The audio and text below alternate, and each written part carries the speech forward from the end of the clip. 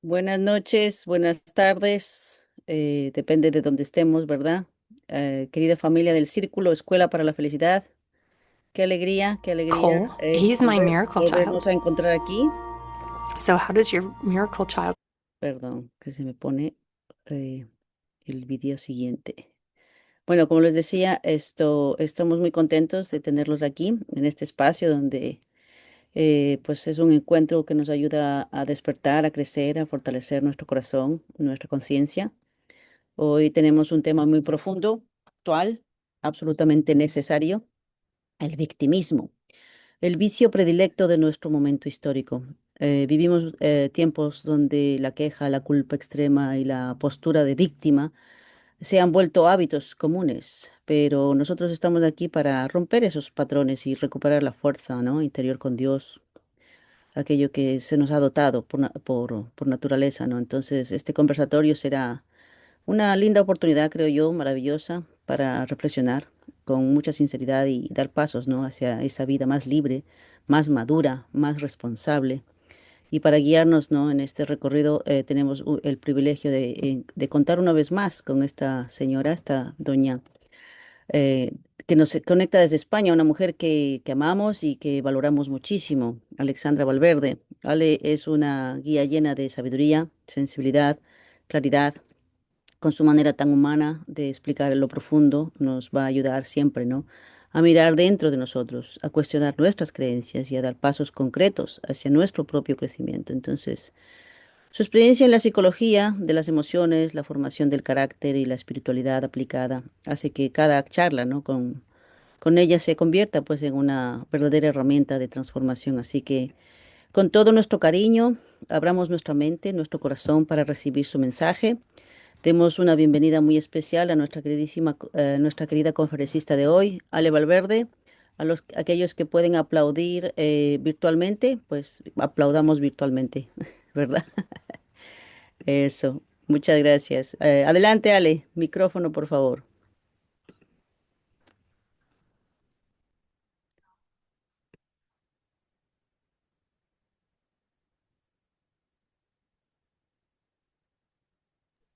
¿Me escucháis? Ahora sí, bienvenida. Gracias, gracias. Bueno, vamos a ver un tema súper interesante el día de hoy. Súper, súper interesante. A ver si es que puedo compartir pantalla. A ver si es que me deja este ordenador. Que no puedo compartir pantalla. Pero no puedo compartir. Un momento. Un momentito. Ahí lo tenemos. Vamos a ir a la presentación. Para que lo podáis ver. Vale, ahí estamos.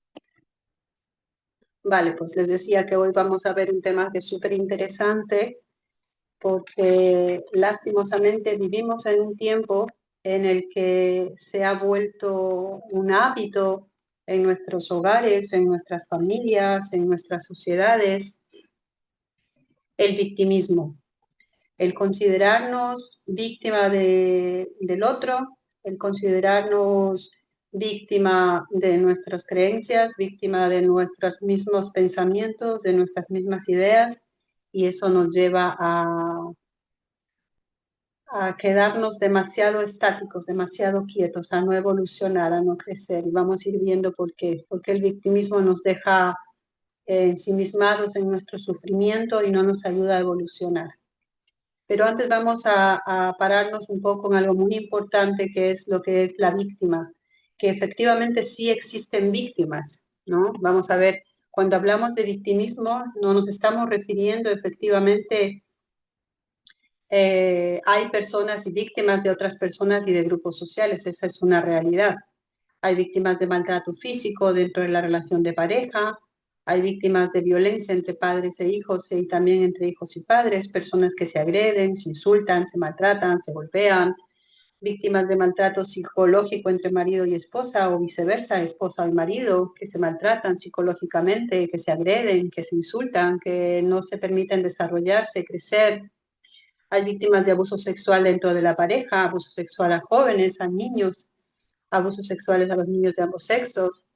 Hay víctimas de bullying escolar, hay víctimas de mobbing, que es el acoso laboral, hay víctimas de trata de personas, etcétera. Entonces, no vamos a hablar de este tipo de victimismo, no se refiere a esto. Efectivamente, en nuestras sociedades existen víctimas, dentro de nuestras familias existen víctimas muy puntuales, pero que tienen que ver con estos casos que estoy detallando aquí. Ya vamos a ver que el victimismo es otra cosa. Vamos a analizarlo y vamos a ver que el victimismo se relaciona con otros estados de pensamiento, sentimientos, emociones.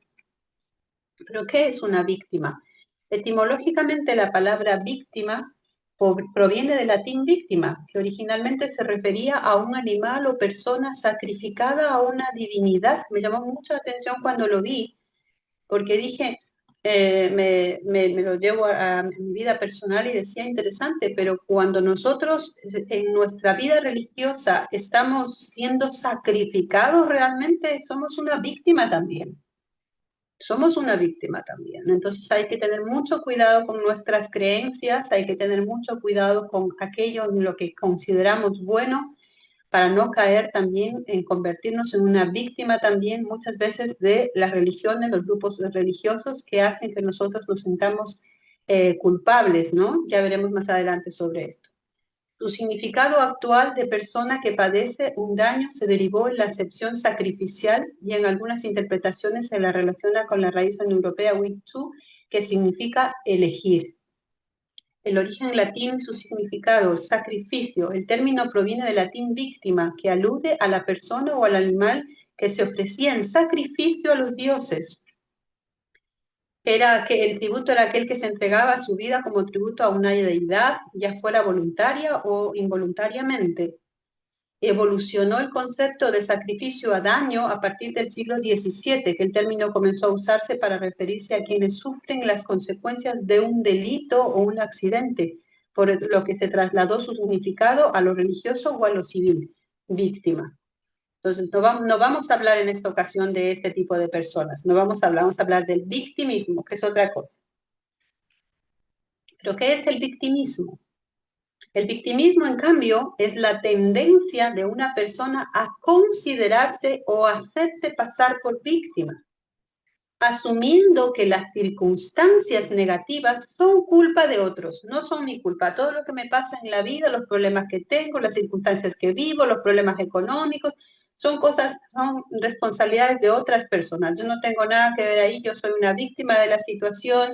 Y eso pasa a todo nivel, a nivel familiar, a nivel de pareja, a nivel de padres e hijos, pasa en las sociedades, pasa inclusive en los grupos sociales, ¿no? El feminismo que se siente víctima del patriarcado, etcétera, etcétera. Vamos a ir viendo. Asumiendo circunstancias negativas son culpa de otros y negando su propia responsabilidad. Esta actitud puede ser una forma de evitar la responsabilidad personal. Es una actitud para evitar que yo no soy responsable de lo que está pasando. Hay otros responsables. Eludir situaciones difíciles o como una estrategia de manipulación. Y a menudo oculta emociones como el miedo, la inseguridad o la necesidad de validación. O sea, quien se pone en la posición de víctima puede estar ocultando emociones como el miedo, la inseguridad, o sea, la aceptación de sí mismo, de cómo soy, de cómo me siento, esa inseguridad, o la necesidad de que alguien me dé valor, la necesidad de validación. El victimismo no permite evolucionar. Esa es la mejor forma de darnos cuenta si estamos o no siendo víctimas. O perdón, estamos viviendo el victimismo. El victimismo no me permite evolucionar, no me permite crecer, no me permite desarrollarme. Estamos estancados. Cuando yo estoy en una posición de victimismo, yo no evoluciono, no crezco, no me desarrollo. ¿Por qué? Porque estoy quieto, estoy estancado, estoy paralizado, porque quiero que los demás muevan ficha, los demás me arreglen la vida, los demás tomen responsabilidad por mi propia vida. Y aunque pasen los años, seguimos en la misma situación. Hay personas que uno vuelve a ver hace 40 años, 50 años y está en la misma situación, pasando los mismos problemas, viviendo las mismas circunstancias. Y uno dice, ¿qué ha pasado? Una persona tiene que evolucionar, tiene que crecer. ya sea leyendo, ya sea estudiando, ya sea sacando una carrera, ya sea cambiando de un trabajo a un mejor trabajo, etcétera, etcétera. Hay muchas maneras de evolucionar, de crecer, ¿no? Y vemos que eso no pasa. Entonces, ahí tenemos que paralizar un poco nuestra forma de entender y decir, mire, voy a ver, hacia reflejarme si yo realmente estoy cayendo en el victimismo. Es tan fuerte el síntoma del victimista que cuando se encuentra bien, o sea, cuando no hay nada que justifique su malestar, sufre síndrome de abstinencia. Esto está comprobado científicamente. Hay gente que cuando no sufre y necesita sufrir para sentirse bien, para sentirse victimizado, para sentirse cómodo, para sentirse en su área de confort, que sufre síndrome de abstinencia como un drogadicto, porque sentirse víctima es como una droga. Cuando no hay sufrimiento necesita crearlo porque si no se angustia y sufre más. Es muy interesante esto. Es muy interesante reflexionar sobre este tema porque muchas veces nos pasa que tenemos en casa a nuestros hijos, a nuestra familia, están en una constante victimización y por esa razón están siempre buscando conflicto. No sé si habéis visto que las personas que tienden a sentirse víctimas están buscando constantemente conflicto. El victimismo es un tipo de agresión pasiva, es decir, no es una persona que activamente nos pueda agredir, golpear, gritar, pero pasivamente nos puede estar echando la culpa todo el tiempo de las cosas que le pasan, sutilmente nos puede decir que no hacemos las cosas bien, sutilmente nos puede decir que es nuestra responsabilidad lo que nos está pasando, ¿vale? Y claro, esta agresión pasiva afecta a todos los que viven con este tipo de personas. Es decir, que conviven con una victimista, está siendo agredido constantemente de forma pasiva, silenciosa, pero afectará emocionalmente a quien convive con el victimista. Claro, por eso muchas veces hay personas que terminan agotadas emocionalmente, agotadas físicamente, enferman, tienen diferentes enfermedades que van apareciendo y uno dice, pero ¿por qué si esto ha aparecido de la nada? Y de hecho hay muchas enfermedades autoinmunes que no tienen todavía una causa científica que aparecen, que tienen que ver con las emociones, que tienen que ver con los estados de ánimo, que tienen que ver con los problemas emocionales que estamos teniendo con nosotros mismos y con este tipo de personas con los que convivimos. Características principales de un victimista. El victimista culpa a otros, atribuye sus problemas y sufrimientos exclusivamente a factores externos. O sea, él no tiene nada que cambiar, no tiene nada que evolucionar, él está perfectamente, son los demás los que tienen que cambiar las circunstancias, el trabajo, la gente, la sociedad, los gobiernos, como otras personas, el gobierno o el sistema.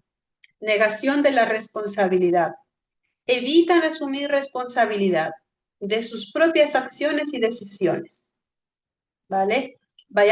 Mientras vamos escuchando esta presentación, revisando nuestra vida, cómo convivimos con los demás, cómo convivimos con nuestra pareja, cómo nos relacionamos padres, hijos, hijos y padres, cómo me relaciono con mi esposa, con mi esposo.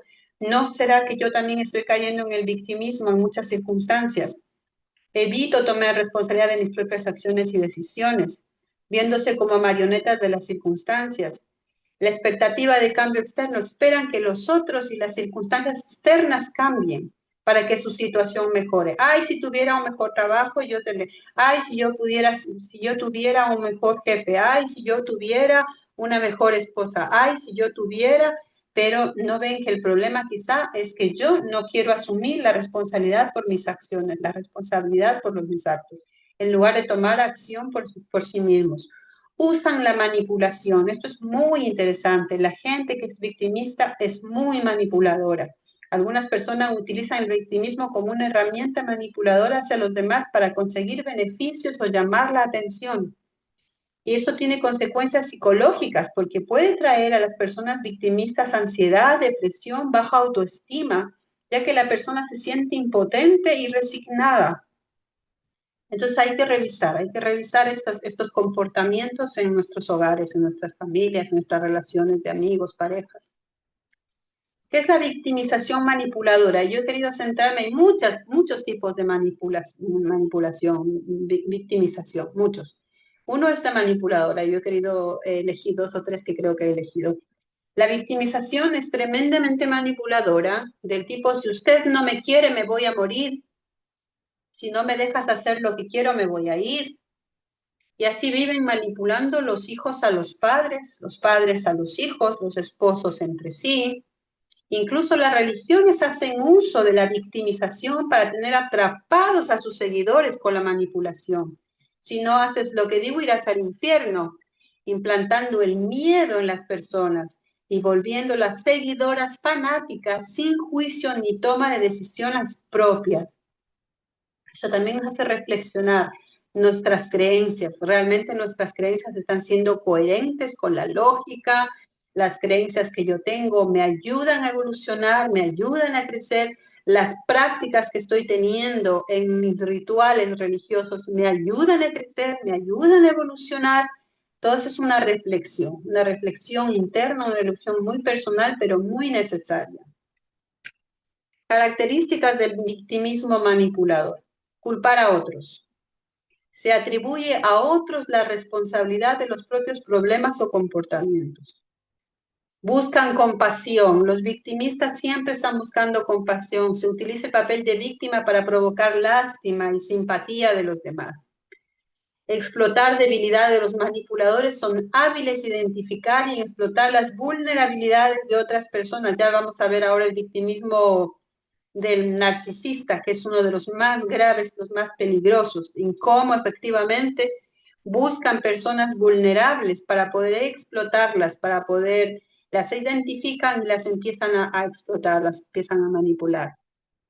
Tienen una actitud posesiva, a menudo es un comportamiento posesivo con el resto, no responde a sus exigencias, se comportan así. Reacciones exageradas. Tienen reacciones exageradas, pueden irritarse con facilidad y tener respuestas desproporcionadas ante cualquier pequeña molestia. Comportamiento dual. Algunas personas pueden ser amables y seductoras en público, de manera opuesta en la intimidad. Eso también es muy característico del victimismo manipulador. La persona en público es súper sociable, súper amorosa, súper amable, pareciera alguien ideal, pero en la intimidad es absolutamente manipuladora y tiene estas características que hemos ido mencionando. Victimismo manipulador, frases comunes. Las personas con esta actitud suelen usar frases diseñadas para generar lástima y evadir la rendición de cuentas. Nadie me entiende. Algo muy típico es que nadie me entiende, nadie me comprende. Siempre me pasan cosas malas a mí, es increíble mi mala suerte. También una frase del manipulador, del victimista. Todo esto es culpa tuya, tú me obligaste a hacerlo. Después de todo lo que hago por ti, así me pagas. Tengo que hacer un drama para que me prestes atención. ¿Os suenan estas frases? Quizás sí, ¿no? Estas frases quizás nos suenan con nuestra pareja, con nuestros hijos, quizás nos suenan estas frases. ¿Cómo lidiar con un victimismo manipulador? Establecer límites claros. Define y comunica límites firmes sobre lo que está dispuesto a tolerar y lo que no. No ceder al chantaje emocional. Mantente firme ante los intentos de generarte culpa o lástima. Evita disculparte por cosas que no son tu responsabilidad. O sea, vamos a ir rompiendo este feedback que tenemos con el victimista manipulador. Hay que evitar romper. Para esto hay que ponerse firme, hay que evitar que él nos intente hacer sentir culpables de lo que a él le pasa. Evita disculparte por cosas que no son tu responsabilidad. Centrarte en los hechos. En lugar de entrar en discusiones emocionales, apégate a los hechos concretos de la situación. Es muy importante a la hora de discutir, a la hora de entrar en conflicto, a la hora de sí, no es que yo, es que, bueno, ¿de qué estamos hablando? ¿Cuál es el problema? ¿Cuál es la situación? Vamos a va a volver. Cada vez que el victimista se va de la conversación porque se exacerba, se siente herido, se siente resentido, pues volver nuevamente y apegarse a los hechos concretos de la situación que estáis viviendo en ese momento.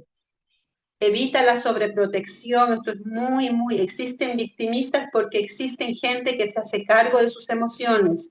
Entonces eso suele pasar en las parejas, sobre todo en las relaciones de esposo-esposa. Cuando el esposo se porta demasiado machista o cuando el esposo se porta demasiado posesivo, demasiado manipulador, la esposa suele estar ahí para apoyarle, para que se tranquilice, para que no se ponga tenso, para que no se ponga enfadado, para que no... Tenemos que considerar eso, evitar la sobreprotección. Ay, pobrecito, no, es que efectivamente yo no le entiendo, yo no le comprendo, y hacemos un círculo vicioso. Ayuda constantemente a la persona pueda reforzar su comportamiento. Cuando estás sobreprotegiéndolo, refuerzas el comportamiento del victimista. Entonces hay que fomentar que asuma su propia responsabilidad. Buscar apoyo profesional.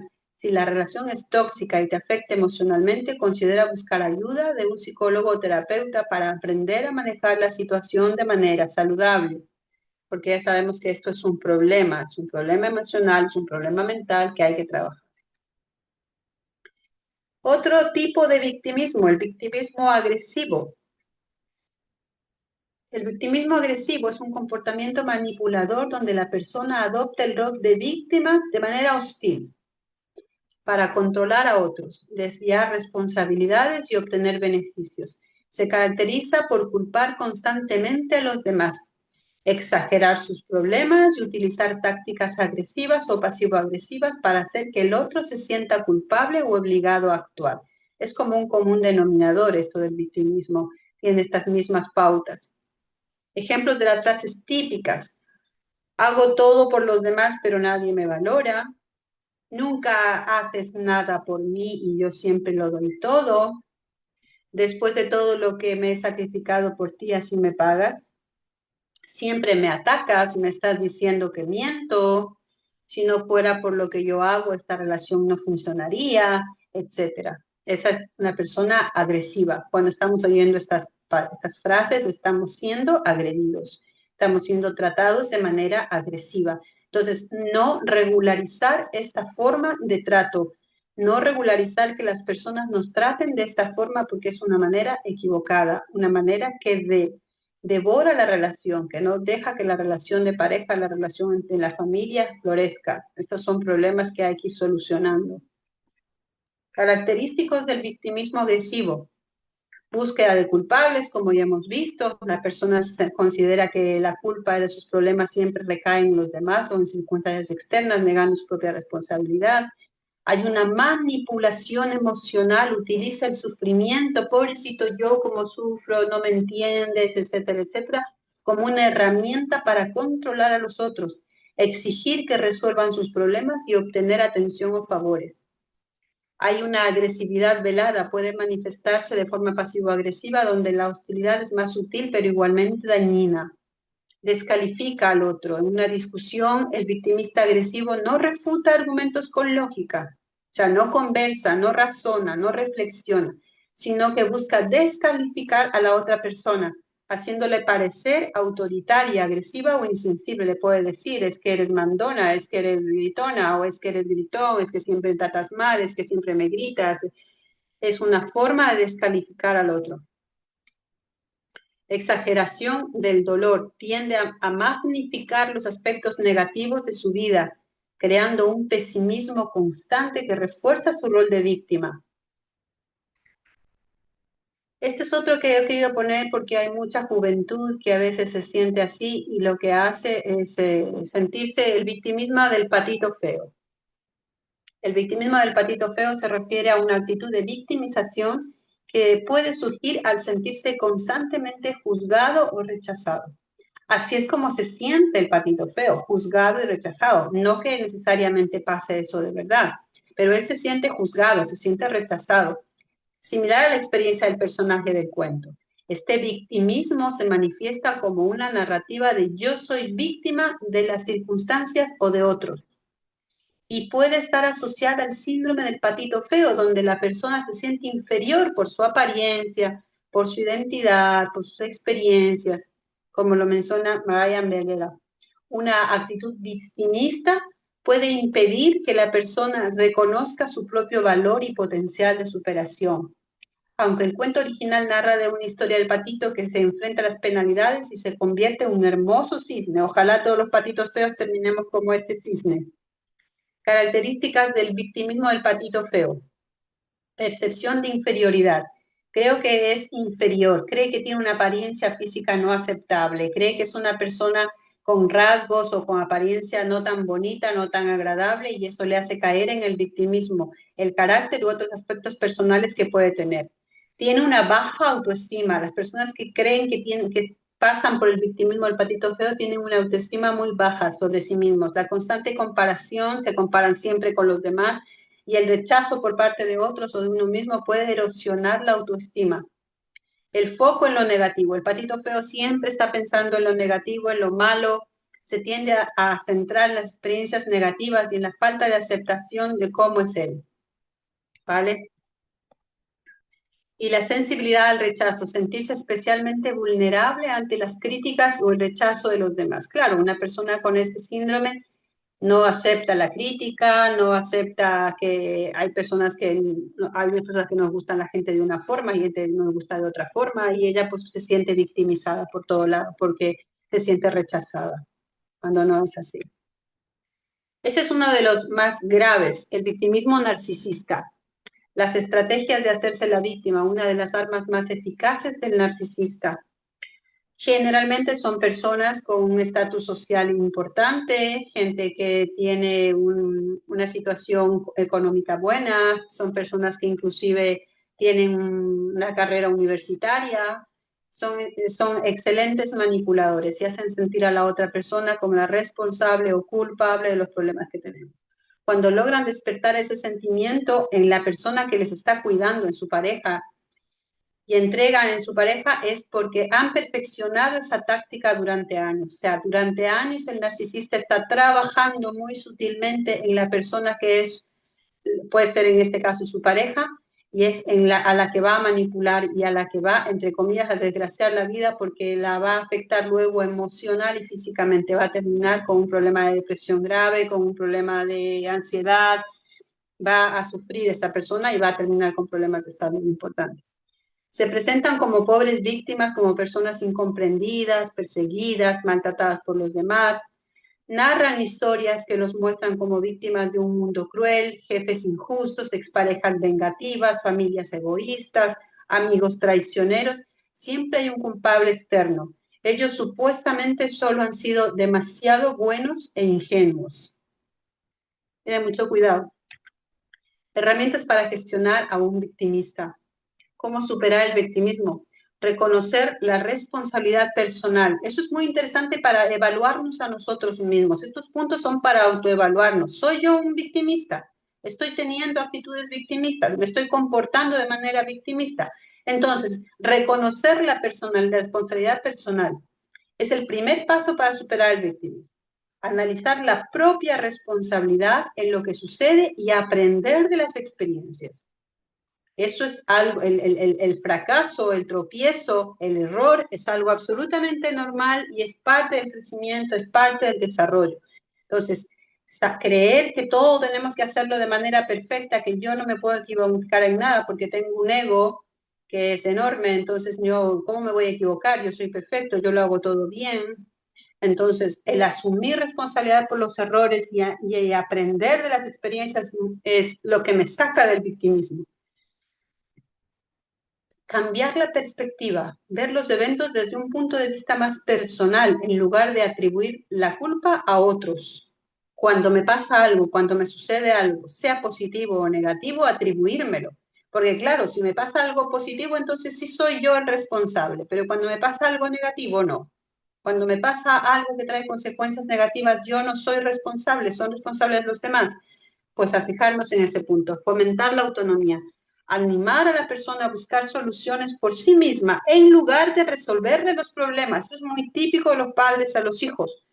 Ay, pobrecito, mi hijo tiene este problema, yo voy y se lo soluciono, yo voy y se lo arreglo, yo voy y se lo hago. Y al final terminamos criando hijos que son narcisistas, hijos que no responden a sus respectivas responsabilidades. Y vamos convirtiéndonos nosotros también en madres narcisistas, en padres narcisistas, educando hijos victimistas. Entonces, hay que animar a la persona a que busque sus propias soluciones en lugar de resolver los problemas, lo que le ayudará a asumir su responsabilidad. Establecer límites en casa, en la familia, con la pareja, poner límites claros. Cuando discuto, cuando converso con mi pareja, hay límites. Este límite no se puede pasar de este espacio, no se puede superar, porque entonces estamos hablando de unas discusiones que no son sanas. No estamos teniendo una conversación para evolucionar y para crecer, estamos teniendo discusiones insanas, estamos teniendo peleas, desacuerdos, problemas. Entonces, poner límites claros para no dejarse absorber por la actitud victimista de la persona. Ofrecer ayuda constructiva. En lugar de ceder a las demandas emocionales, se puede proponer soluciones concretas. En vez de decir, sí, pobrecito mi hijo, qué mal le va en la vida, cómo está sufriendo, no tiene donde vivir, le doy aquí mi casa, en vez de decirle, pues tienes que trabajar y tienes que buscar tu propia vida y tienes que buscar tu propio espacio y tienes que buscarte una casa para alquilar y tienes que irte a vivir, tienes que hacerte responsable, pues yo asumo responsabilidades y después termino con problemas. Pero ahora vamos a entrar en la parte 2. ¿Qué nos dice el principio de todo esto? El principio nos dice que Dios creó al hombre y a la mujer con dos características similares a la suya. Las características de carácter interno y forma externa y las características de positividad y negatividad macho y hembra. Esto es muy importante lo que les voy a leer ahora, es muy importante. Las características de carácter interno y forma externa definen la identidad de un ser humano. ¿Quién soy? Además nos dio 3 bendiciones: crecer, formar familias y cuidar el universo o la naturaleza. Esta ley establece el sentido de la vida.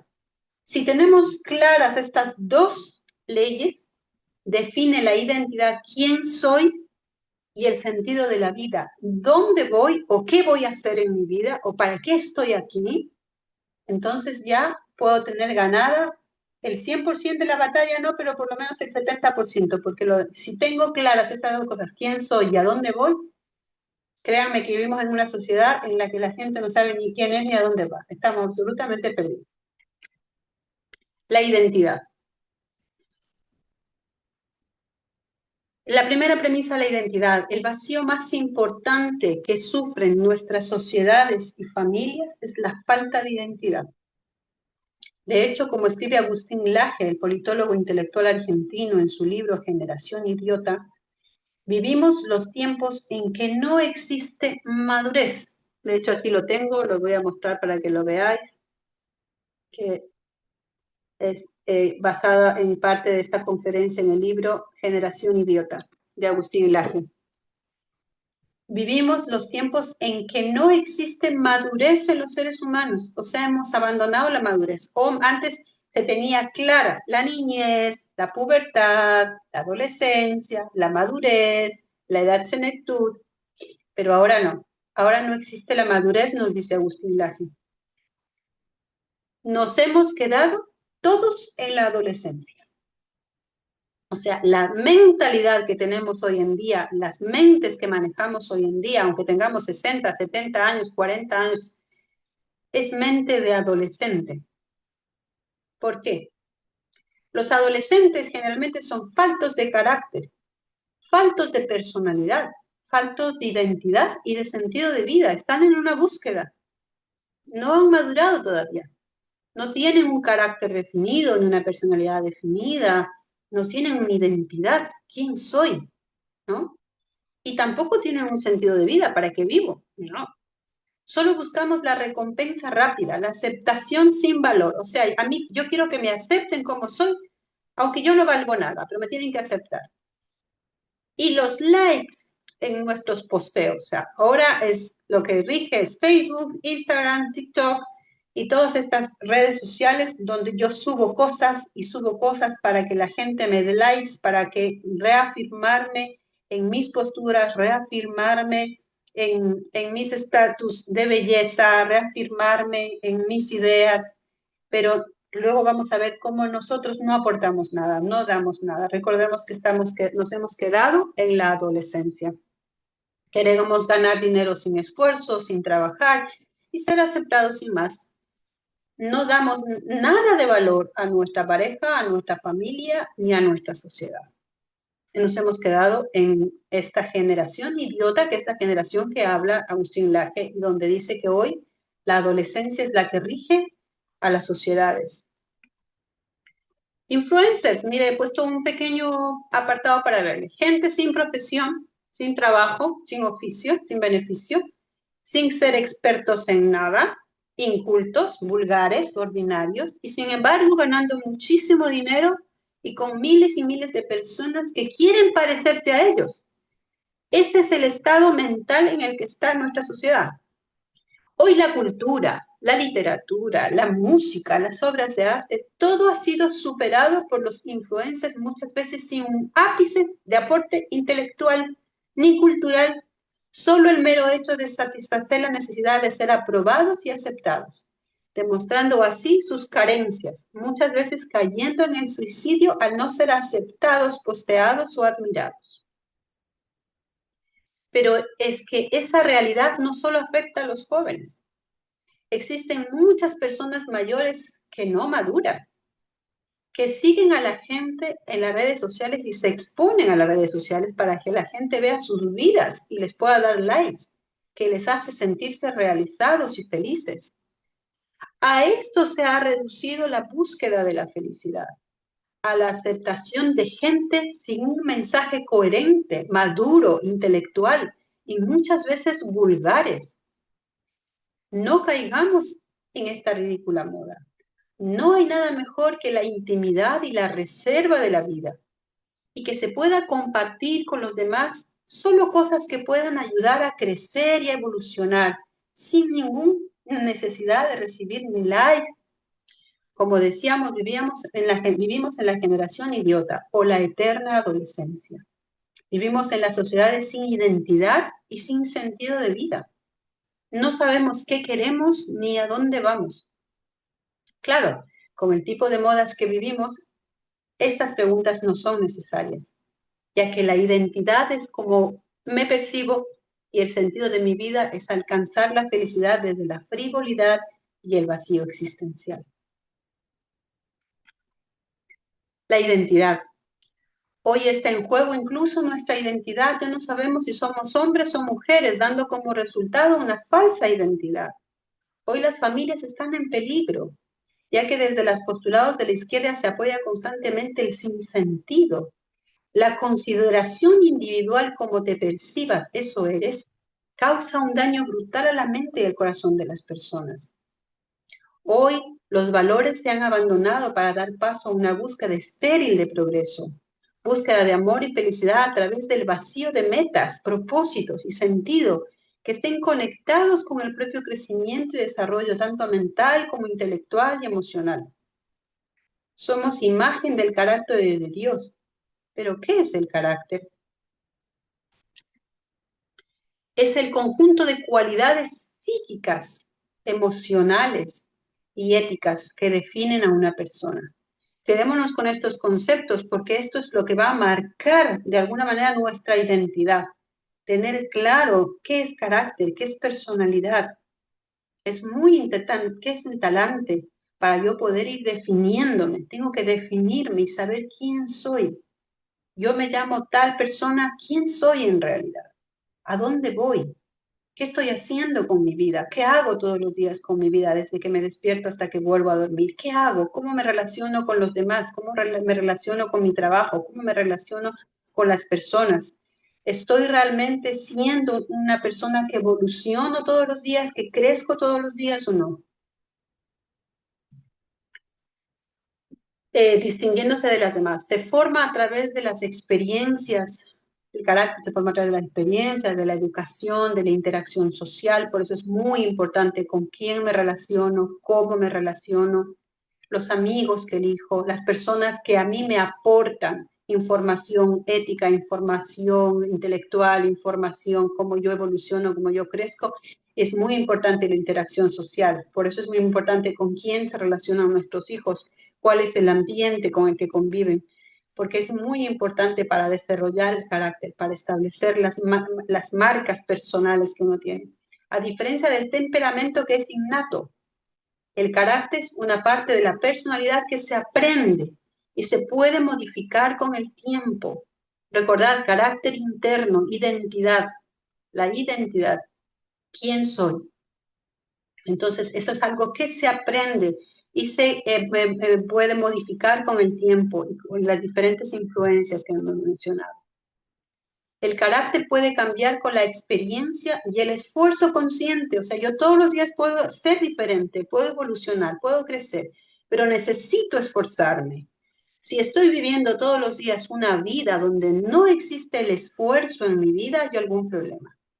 Tiene que haber algún esfuerzo físico, un ayuno, una condición, tiene que haber algún tipo de herramientas que yo estoy usando, meditación, para crecer, para evolucionar. La lectura, alguna cosa que a mí me ayude a evolucionar, tanto intelectualmente como espiritualmente. Si yo no estoy haciendo nada de estas cosas, yo estoy estancado, yo no estoy creciendo. Determina cómo una persona reacciona a situaciones, se relaciona con los otros y toma decisiones. Es muy importante cuando es una persona con un carácter estable, cuando es una persona que ha madurado, tiene un carácter maduro. Es una persona que reacciona a situaciones desde la solidez, de la tranquilidad, de una actitud compasiva, una actitud buena, se relaciona con los otros y toma decisiones en esa dirección. La formación del carácter se desarrolla a partir de la convivencia, de la educación, de la cultura y las experiencias vitales. Por eso es un componente de la personalidad que puede evolucionar. O sea, siempre podemos cambiar, siempre podemos ser mejores. Por eso es importante acostarme siendo una persona, levantarme siendo una persona, acostarme siendo otra persona, no la misma. Conjunto de rasgos es la suma de rasgos físicos, emocionales, mentales y morales. Eso es el carácter, que definen cómo una persona piensa, siente y actúa. Entonces, hemos dicho en la diapositiva anterior, somos imagen del carácter de Dios. Es la suma de rasgos físicos, emocionales, mentales y morales que definen cómo una persona piensa, siente y actúa. Está muy relacionado. ¿Cómo es mi carácter? ¿Cómo es el carácter de Dios? ¿Cómo yo estoy viviendo en mi casa, con mi familia, con mis hermanos, con mis hijos, con mi pareja? ¿Estoy convirtiéndome en una persona realmente de carácter, de un carácter divino, de un carácter que yo pueda decir, quien puede, me ve a mí, puede ver al Padre, que es lo que decía Jesús y que nos invitaba a que todos lo seamos en Mateo 5:48, ser perfecto como perfecto es Dios? Son rasgos habituales de comportamiento y pensamiento y emoción, o sea, una persona de carácter actúa con una emoción acorde, tranquila, estable, con pensamientos claros, un comportamiento sosegado, pacífico. El carácter está definido por propuestas causales internas, carácter interno, forma externa. Recordad, eso es importante. Carácter interno. El carácter interno está definido por propiedades causales internas que vienen a ser la relación de causa y efecto con la mente original y la mente espiritual. Tiene que haber un feedback todos los días entre nuestra mente original y nuestra mente espiritual. Por eso es muy importante que nuestra mente original esté muy bien alimentada, esté muy bien cimentada, porque la relación que va a tener nuestra mente espiritual va a ser con nuestra mente original. Va a haber un feedback ahí, van a tener una relación. Entonces, ¿cómo está siendo esa relación? Es decir, la relación que existe desde el origen con la mente original de Dios y el carácter interno a través de sus atributos de intelecto, emoción y voluntad, y sobre todo la fuerza de amar incondicionalmente.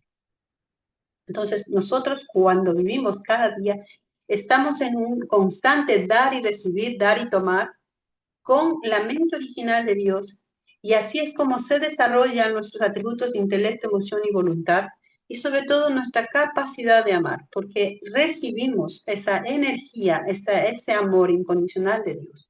Esta se relacionaría con nuestra mente espiritual, carácter interno, enseñándonos a vivir de acuerdo a estos atributos y dejando intrínseca la responsabilidad de nuestras acciones.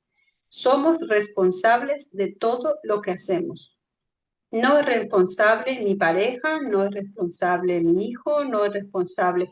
Si yo hago algo, es mi responsabilidad. Si yo hago algo que trae consecuencias positivas, es mi responsabilidad, pero si hago algo que trae consecuencias negativas, también es mi responsabilidad, hay que tenerlo claro. Aprender a trabajar la compasión, la aceptación en nuestro proceso personal, pero aprender a asumir las dos veces, la vez en que no me salen las cosas bien, también soy responsable. La segunda premisa era crecer. Esta bendición, mandamiento, que yo la llamo bendición más que mandamiento, tenemos que creer que realmente Dios, es que cuando Dios estableció el orden, ¿no? A veces que se nos olvida. Lo primero que Dios nos mandó a hacer con las tres bendiciones es a crecer. No a formar familia, no a hacer otra cosa, nos mandó a crecer. Ese fue el orden. Tenemos que creer que realmente Dios es absolutamente sabio.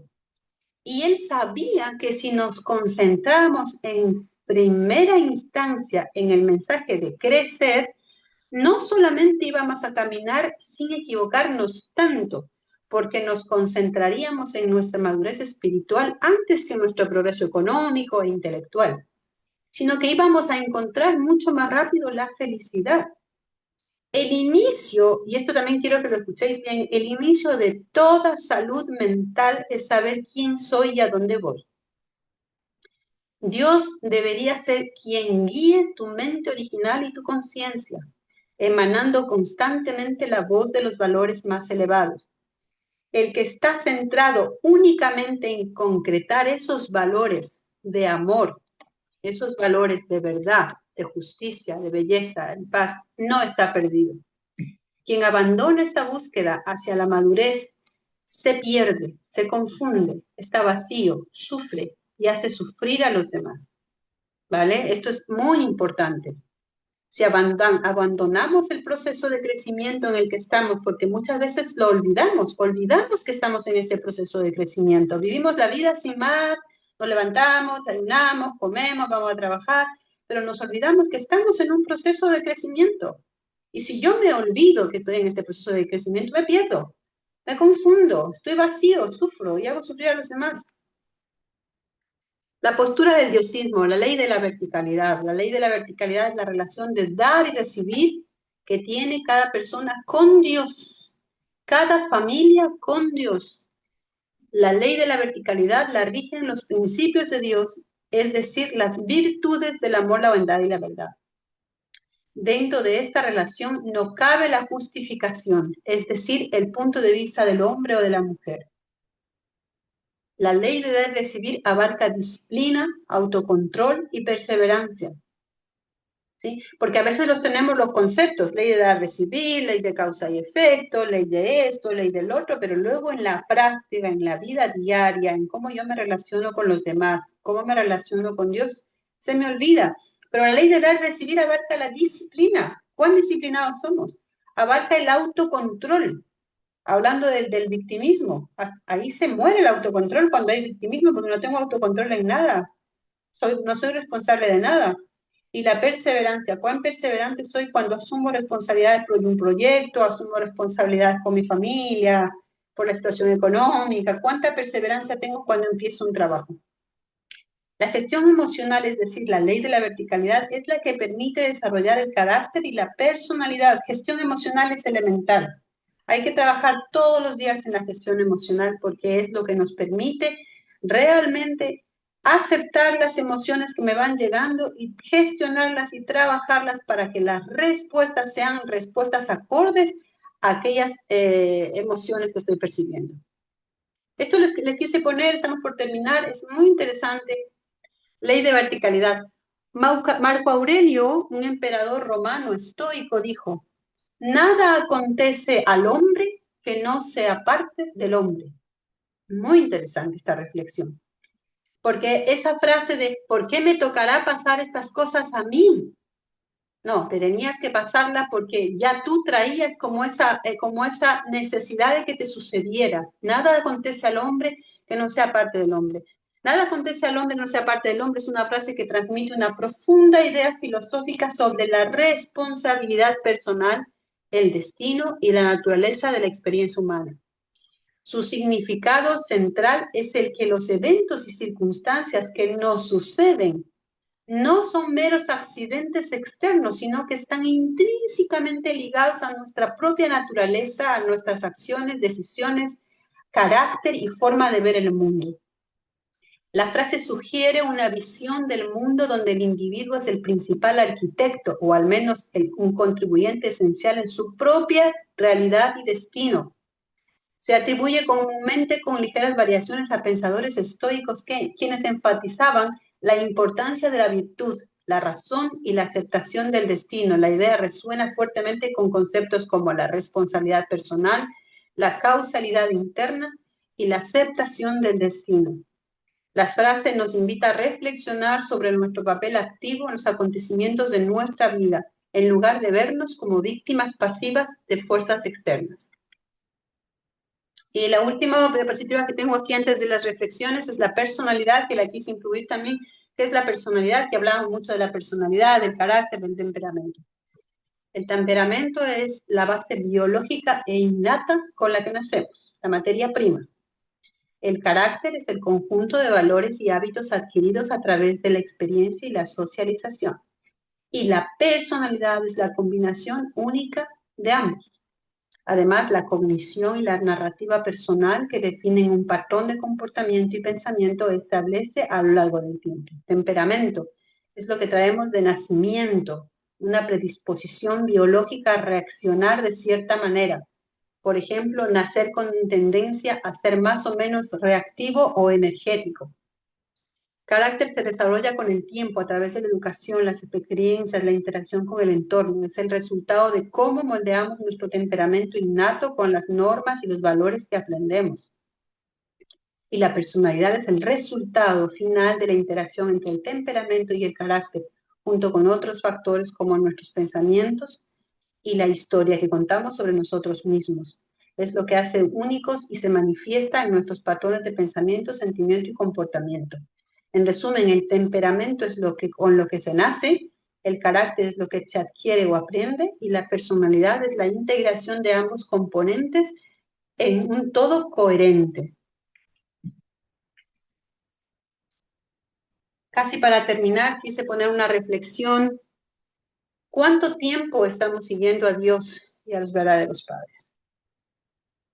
Hasta hoy hemos creído que ayudamos a la providencia central aportando para la construcción del templo, por ejemplo, participando de ceremonias sagradas, haciendo liberación espiritual, yendo al sermón, dando el diezmo.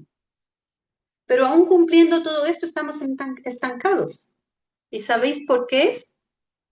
Porque Dios no nos pide nada de eso para crecer, para formar familia y cuidar de la humanidad y la creación. Hemos sido llamados a crecer, es decir, convertirnos en ganadores, convertirnos en seres coherentes y maduros, hombres y mujeres que tienen visión, metas, proyectos, y no son niños o adolescentes que se quejan de la vida, de su mala suerte o de los demás. Dios nos pide crecer, es lo más importante. ¿Cuál es mi meta en la vida? ¿Qué quiero hacer? ¿A qué me quiero dedicar? ¿Desde dónde quiero servir a los demás? Ayudar, guiar, ser útil. Convertirme en un hombre o una mujer que tenga un futuro, una buena situación económica, que no viva en la queja, que cree sus propios medios de trabajo, que madure, que tenga disciplina, templanza, persistencia, que planifique, organice, cree medios y formas para expresar mis capacidades y habilidades y así servir a otros. Que no solo me dedique a sobrevivir, a trabajar lo justito para no pasar hambre y que tenga años viviendo de la misma situación sin cambiar, sin evolucionar o crecer. Pensémoslo. Tenemos que crecer. Es un mandamiento, exhortación de Dios para que cada uno de nosotros no alcanzaremos el mundo espiritual desde una vida pasiva y vaga. Debemos ponernos pilas y levantarnos, ser instrumentos de cambio para otros y sobre todo para nosotros mismos. La fe en Dios está muy bien, pero Él no hará nada por nosotros. Quienes logran metas son quienes tienen fe en sí mismos, en sus sueños, en sus habilidades y capacidades. Tenemos que convertirnos en seres valiosos para Dios, pero también para nosotros mismos, para nuestras familias y para nuestras sociedades. El mundo necesita hombres y mujeres con identidad y sentido de vida. Como decía Víctor Kraft, una vida sin sentido, nos hunde en la soledad y el victimismo. Conclusiones sobre el victimismo. Esta es la última diapositiva. Vivimos los peores tiempos posibles. A pesar de vivir en una era tecnológica donde más comunicados estamos, es donde más solos nos sentimos. Con tanta información para poder ser cada vez más cultos, más sabios, más sanos, y sin embargo es cuanto más ignorancia existe y cuanto más enfermos estamos. Perdemos el tiempo en las redes sociales, en TikTok, Instagram, Facebook, viendo a personas que jamás conoceremos y cosas sin ningún valor moral ni intelectual, mucho menos cultural.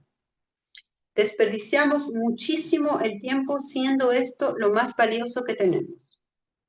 Deseamos tener cosas sin esfuerzo ni trabajo, queremos que el Estado, la Iglesia, la sociedad o la familia nos solucione los problemas mientras nosotros permanecemos en ese estado de victimista o en estado adolescente, como dice Agustín Laje, no somos responsables de nada. Soltemos el victimismo, el peor vicio que podemos tener, solo nos llevará a tener conflicto con nuestra pareja, nuestros hijos, nuestras familias, conflicto en nuestra sociedad. La queja es destructora, no nos permite asumir responsabilidad. Solo podemos cambiar nosotros mismos, hagámoslo. Oremos por un cambio personal, por un cambio en la actitud, en el corazón y agradezcamos lo que tenemos y trabajemos para cambiar la realidad en la que vivimos. Bueno, muchas gracias. Eso era lo que hoy quería compartir con vosotros. Muchísimas gracias. Linda la conferencia. La verdad es que creo que nos pone a pensar. Eh, yo creo que todos hemos estado o estamos inclusive tal vez en un estado diferente, obviamente, según nuestro nivel de conciencia, pero de alguna manera estamos, ¿no? Eh, quizás no totalmente, pero sí algo identificados con algo que se nos ha enseñado hoy día, ¿verdad? Este es tiempo para reflexiones, preguntas. Si alguien quiere compartir, por favor, el micrófono está abierto, simplemente puede ponerlo, por favor.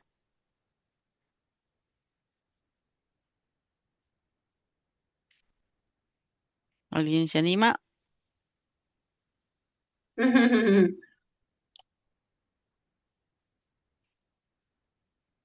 Se quedaron estupefactos. Sí.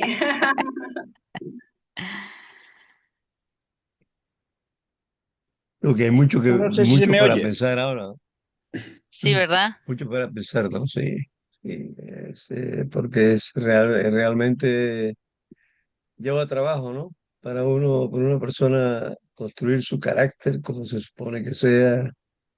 Y, bien, pero un buen comienzo es entendiendo eso que ella acaba de explicar, ¿no? Así que por lo menos hay una guía ahí de cosas que, y de como o la seguimos o arreglamos lo que no está de acuerdo a eso, ¿no? Pero hay trabajo por hacer. Sí. Sí, la verdad es que sea Eh, dicha. Sí. Gerard, quería compartir algo.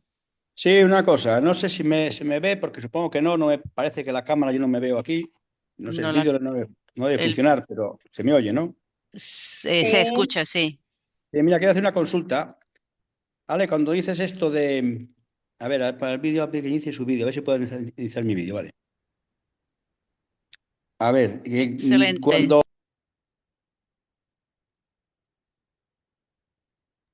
No te escuchamos. El micrófono se desconectó el micrófono.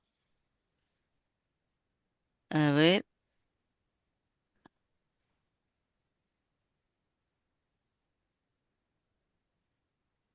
Activar audio, a ver si Ahora, así funciona. ahora. perfecto, ahora sí. Vale, no sé si... Algo pasa con el micrófono, no sé qué pasa, se desconecta el micrófono por alguna razón. Probamos otra vez, Gerard, por favor. Ahora se oye, supongo. Se oye, sí, Ahora, señor. ahora. Vale, pues lo dejo ahí, aunque no sé si se ve. Una pregunta. Y esto Dime. del esfuerzo, eso lo entiendo, ¿eh? Pienso que el esfuerzo pues es necesario. Casi a pensar que porque hay que esforzarse. Digamos, más que esforzarse, la palabra sería tener actividad positiva, hacer cosas positivas que Ujú, realmente motiven algo, aunque no te costara. Si tienes habilidad y la estás haciendo, pues vas haciendo, ¿no? Entonces, pero entiendo lo del ujú, matiz del esfuerzo. Una cosa que ya me pregunto, a mí nunca lo he entendido muy bien, hablas del ayuno. Y yo eso muchas veces se da como un valor. Hombre, hasta lo decía, pues yo quien lo decía, esos temas del ayuno. Pero el ayuno sería como una privación. ¿Cómo se interpretaría esto del ayuno para que fuera positivo, y hubiera sentido, hasta del esfuerzo que tú hablas, de esfuerzo, ayuno? Si el ayuno parece que es una privación de algo, de alimento, tiene en cuenta el alimento, ¿no? ¿Y ujú, hasta qué punto?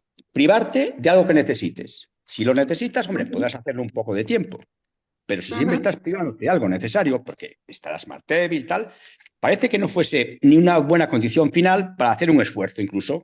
¿Cómo se interpreta el Claro, ayuno para que sea positivo al final? ¿Cómo es eso? claro, claro, ¿Cómo claro. sería? Mira, para poder adquirir disciplina, para poder adquirir disciplina, hay que realmente hacer un trabajo con nuestro cuerpo físico para adquirir disciplina. Levantarnos temprano, ponernos metas para leer, ponernos metas para estudiar, ponernos metas para aprender cosas nuevas, etcétera, etcétera. Siempre, todos los días. El ayuno es una herramienta también. El ayuno es una herramienta. Si es que eres una persona religiosa y quieres hacer un ayuno, pues puedes hacer abstinencia. Por ejemplo, yo hago abstinencia. Hay ciertas cosas que a mí me gustan mucho y hay temporadas, por ejemplo, digo, bueno, durante 21 días voy a hacer abstinencia de esto. Me gusta mucho, pero no lo voy a comer porque trabajo mi disciplina, trabajo mi carácter, aprendo.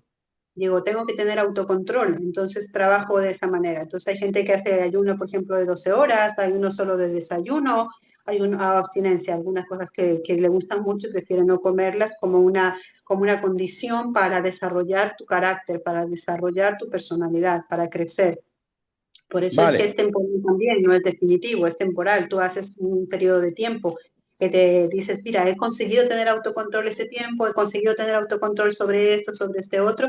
Entonces vas desarrollando más y más tu carácter, tu disciplina y eso te ayuda luego a otras cosas más que son más complejas, porque esto del ayuno es algo no complejo, pero luego hay situaciones más complejas, por ejemplo, explotar, ser una persona enfadona, agresiva, violenta, entonces, si estoy gestionándolo con el ayuno, la abstinencia, voy aprendiendo a trabajar eso y luego a mayor escala, voy aprendiendo a gestionar de otra manera las cosas. Entonces, voy gestionando mi disciplina, mi autocontrol.